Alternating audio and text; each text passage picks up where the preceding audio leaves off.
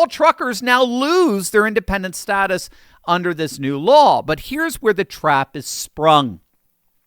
What that loss of independence does is it crushes the carrier companies that were hiring the independent truckers in the first place, because they're now forced to reclassify them as their own employees. They have to absorb all the payroll taxes, the health insurance, the work comp costs.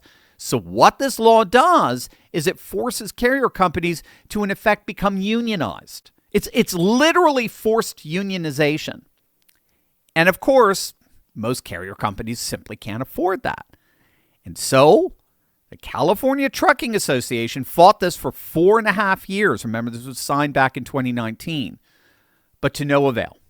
They just surrendered. And as of January 1st, the law has gone into effect. And that's when the real world consequences began. Landstar and National Freight Heavyweight, now keep in mind, a national carrier, sent urgent advisories to its California-owned operators. The message was not subtle. Leave.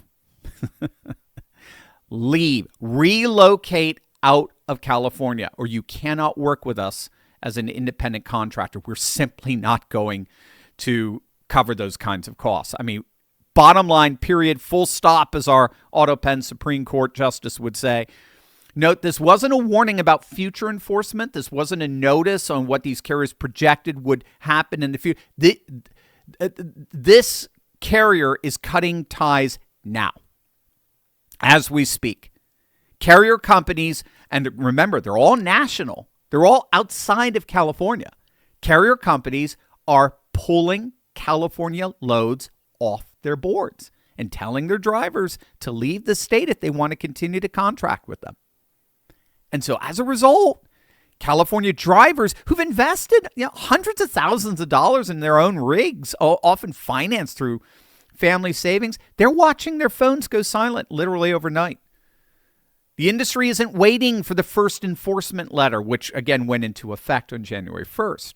Risk managers made the calculation. It's better to lose California's business now than face years of back pay or six-figure penalties later.